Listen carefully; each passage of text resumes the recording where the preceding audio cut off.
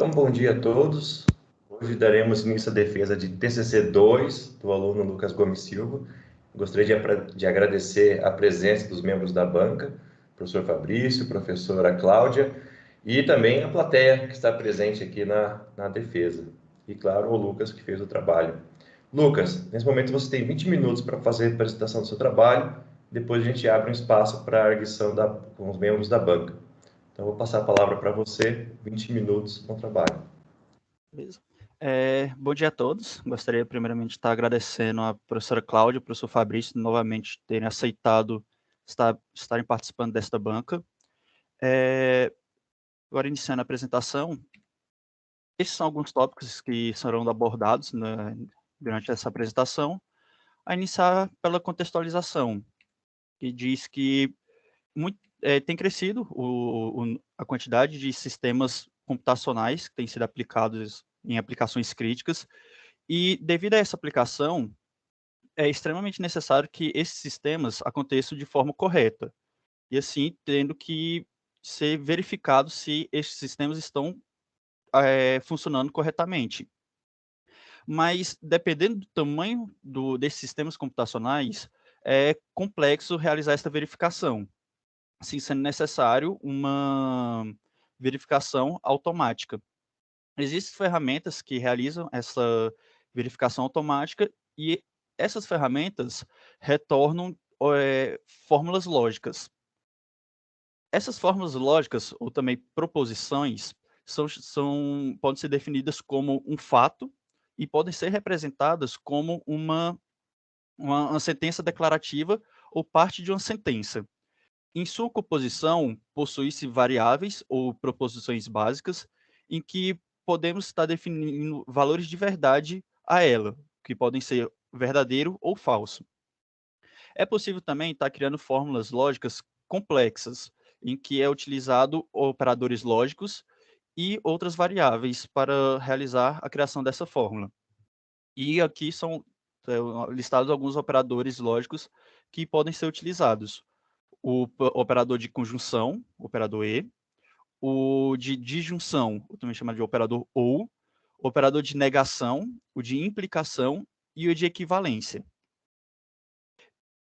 É possível também estar representando uma fórmula na representação de grafo, em que esse formato de representação tem a vantagem de diminuir um pouco o tamanho da fórmula, devido a cada variável ter o seu próprio vértice. Então, temos um exemplo de uma fórmula, que é este, que se lê P ou Q, e Q ou negação de P, e negação de P ou negação de Q. E esta é uma representação desta fórmula em formato de grafo, em que os nós folhas são as variáveis, os nós internos são alguns operadores, e o nó raiz, o operador de saída, em que na frente indica qual o tipo de operador que este nó é. Agora, tendo definido a fórmula lógica e retornando à ideia da verificação automática, podemos estar definindo um problema, que é como verificar a satisfatibilidade das fórmulas lógicas retornadas da verificação automática. E para isso, podemos estar aplicando o problema da satisfatibilidade booleana, ou SAT. SAT consiste em verificar se existe uma valoração para as variáveis que torne a fórmula verdadeira, que também pode ser chamada de satisfatível.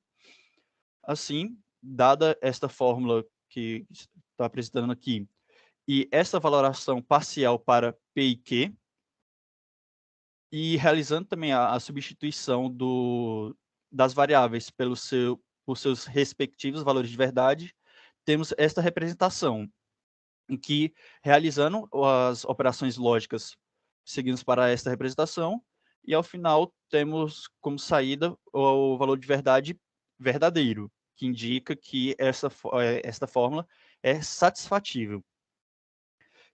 Existem aplicações que realizam essa verificação de forma automática, são chamados de resolvedores de satisfatibilidade.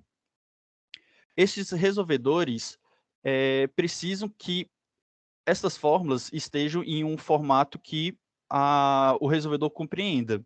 E muitos resolvedores utilizam fórmulas clausais como formato de entrada. Essas fórmulas clausais são fórmulas que se encontram na forma normal conjuntiva, no inglês CNF. CNF é uma conjunção de disjunções em que essas disjunções são disjunções de literais. E esses literais é a forma como a variável é apresentada na fórmula. E este é um exemplo de uma fórmula que está no formato CNF. Mas nem todas as fórmulas se encontram no formato CNF. E essas fórmulas que não se encontram neste formato são fórmulas que são denominadas não clausais. E alguns exemplos de representações representações não clausais, temos a ISCAS, a EDMAX, a AIG e entre outros. E temos aqui um exemplo da representação de uma fórmula da representação AIG em formato de representação de grafo, em que esta representação utiliza apenas de operadores e de negação, em que os operadores são os nós que iniciam pela palavra AND, e os operadores de negação são representados pelas arestas tracejadas. Com isto, podemos estar definindo alguns objetivos deste trabalho. Desculpa, só para esqueci de explicar uma parte aqui, que é possível também estar realizando uma conversão de fórmulas não clausais para o formato de CNF, mas esta conversão pode acarretar na perca de informações estruturais da fórmula. Assim, muitos resolvedores optam por atuarem diretamente na fórmula original. Agora, está apresentando a parte dos objetivos deste trabalho, a iniciar pelo objetivo principal, que consistiu na implementação da representação de grafo de inversor, que é o AIG, como parâmetro de entrada no resolvedor não clausal já existente, o LINFSAT. E como objetivos específicos, a de restaurar um código antigo, realizar melhorias de modo a facilitar trabalhos futuros e realizar alguns experimentos de desempenho. Estaria apresentando brevemente um pouco sobre o LINFSAT, que ele é um resolvedor não clausal, desenvolvido pelo professor Bruno, em que ele possui a abordagem de atuar diretamente na fórmula original, descartando a conversão da fórmula para o formato CNF. E ele possui como entrada, o parâmetro de entrada, fórmulas que se encontram na representação ISCAS. Estarei agora apresentando algumas alterações que foram realizadas no LINFSAT de modo a atingir o objetivo deste trabalho, a iniciar pela restauração de um código antigo, que a última alteração que tinha sido feita no LINFSAT foi no ano de 2010. Então, foi necessário realizar algumas refatorações no código e algumas em uma organização dos arquivos, de modo a facilitar o trabalho, o meu trabalho de realizar novas implementações e também de trabalhos futuros, onde foi realizado uma organização também nos arquivos, e foi criado pastas para cada tipo de arquivo, de modo a até facilitar encontrar um determinado arquivo no resolvedor e até para realizar novas melhorias.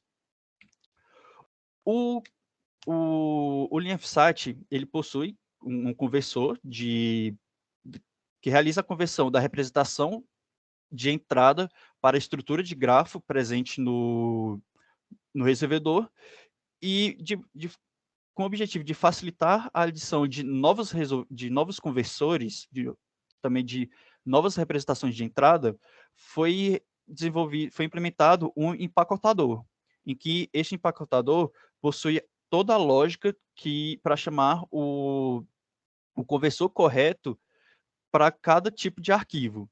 Por exemplo, o arquivo iscas vai chamar o conversor de iscas e quando é submetido um arquivo AIG, será chamado o conversor AIG. E assim facilitando a implementação também de novas representações, que aí só precisa realizar a implementação do conversor e depois importar esse conversor dentro do empacotador. E assim chegando ao objetivo deste trabalho, que consiste na representação AI como parâmetro de entrada. Com a escolha desta representação, é necessário também a escolha de um formato de arquivo para ser alimentado no resolvedor. Além também foi desenvolvido um conversor para o resolvedor. Então, como formato de arquivo, foi optado pelo formato Eiger. Foi optado pelo formato Eiger, em que consiste foi optado pelo formato Eiger, que consiste em um formato de arquivo, uma biblioteca e um conjunto de ferramentas que auxiliam no trabalho com fórmulas que se encontram na representação Eiger.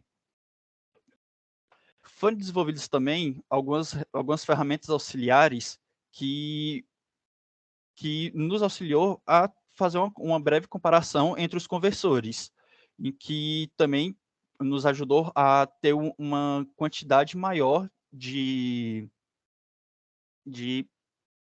fórmulas na representação iscas. Essas ferramentas realizam a conversão de representação de AIG para iscas ou de iscas para AIG.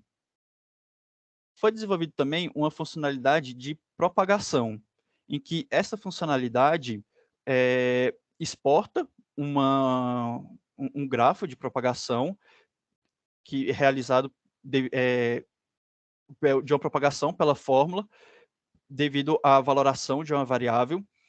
E essa funcionalidade foi desenvolvida com o objetivo de visualizar se a propagação foi realizada de forma correta. Um segundo. Um probleminha aqui no slide.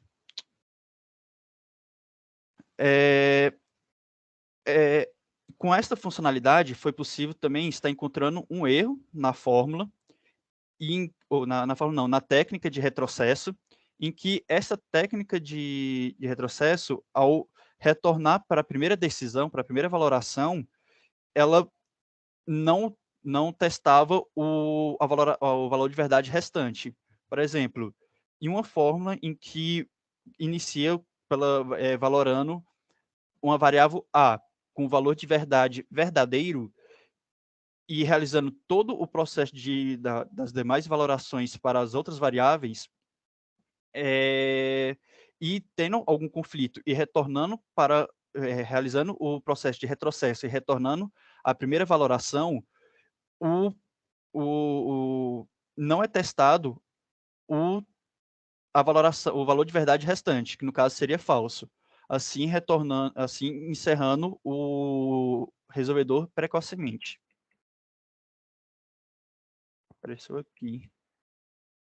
Este é um formato do arquivo de entrada, será utilizado no resolvedor, para o Eiger, a iniciar pelo cabeçalho, que possui pelo o formato, em que esse formato diz se o conteúdo estará em binário ou em ASCII, M, que é o índice máximo de variáveis, I, a quantidade de entradas, L, lets ou travas, em que, devido ao escopo desse trabalho, será sempre 0, O, a quantidade de saídas, e A, a quantidade de operadores E. Após o cabeçalho, temos a parte do conteúdo, que são informações sobre a fórmula, e após o conteúdo, temos a tabela de símbolos e comentários, que são seções opcionais, em que a tabela de símbolos consiste em apelidos para as variáveis de entrada e saída, e comentários, que consiste em textos que vão ao final do arquivo e que não interferem na lógica da fórmula. Aqui temos um exemplo de uma fórmula lógica, e este é um arquivo que descreve essa fórmula na representação Eigen. Aqui temos o cabeçalho, em que AG indica que é que o conteúdo está no formato ASCII, 6, que é o índice máximo. Esse 6 também indica o número máximo que uma variável pode receber, realizando uma breve conta. Multiplicando esse número por 2 e subtraindo 1, indica que o maior número que uma variável pode ter é 13. 3, a quantidade de entradas, 0, a quantidade de lets, 1, a quantidade de saídas, e 3, a quantidade de operadores E. 2, 4, 6 são as 3 variáveis de entrada, 13, a variável de saída, 8, 10 e 12 são os operadores e agora em vermelho se encontram a tabela de símbolos, e agora a tabela, ou a seção de comentários. E este é o algoritmo que realiza a conversão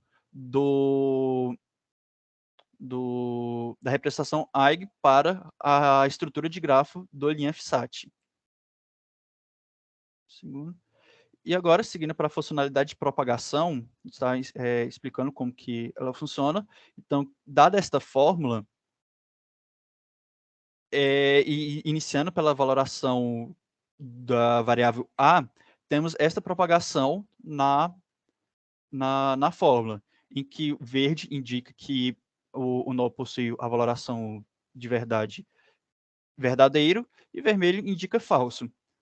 Seguimos então para a valoração da próxima variável, que é B, e ela consegue propagar até o nó raiz, em que ele se encontra falso.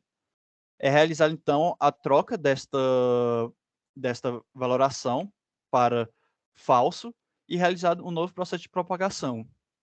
Agora, seguindo para a valoração de uma nova variável, a variável C, que é valorado como verdadeiro e propaga falso até o nó raiz. E assim é alterado novamente também essa variável, a valoração dessa variável para falso, e que é propagado verdadeiro até o nó raiz. Com essa funcionalidade, foi encontrado um erro na técnica de retrocesso, em que já expliquei anteriormente, que ao retornar a primeira valoração, no caso, se retornasse até a valoração de A, não seria testado a valoração, o valor de verdade falso para esta variável. Com isso, com essas alterações, foram realizados alguns experimentos de desempenho e de uso de memória também. E este foi o conjunto de testes utilizados, onde possui 9 fórmulas diferentes. Agora, seguindo, e esses foram os resultados obtidos, em que 5 fórmulas retornou um resultado de satisfatibilidade ou insatisfatibilidade, uma fórmula retornou tempo esgotado e 3 fórmulas retornaram erro. Essas fórmulas que retornaram erro, este erro pode estar atrelado ao processo da técnica, ao erro que foi encontrado no processo de retrocesso. Então, assim em trabalhos futuros, pode estar sendo refatorado e corrigido esse erro. E que eu não consegui chegar a corrigir esse erro. Também foi observado um alto consumo de memória, em que, mesmo possuindo retornando erro para essa fórmula, houve um pico de uso de memória de 12 GB. Assim, realizando as considerações finais, foi realizado o objetivo principal desse trabalho, que consistia na implementação da representação Eigen como formato de entrada, foi implementado completamente, e com as alterações realizadas, foi possível também encontrar alguns problemas no resolvedor. Agora é necessário também realizar uma refatoração no algoritmo de resolução do problema de satisfatibilidade presente no resolvedor, e de modo a facilitar a adição de novas técnicas. Além de que também agora está mais fácil realizar melhorias no resolvedor. E com isto encerro minha apresentação. Muito obrigado. Obrigado, Lucas. Então, só, acho que uma palavrinha antes só, não é refatorar, não é mexer na técnica e no algoritmo, é na implementação o problema, né?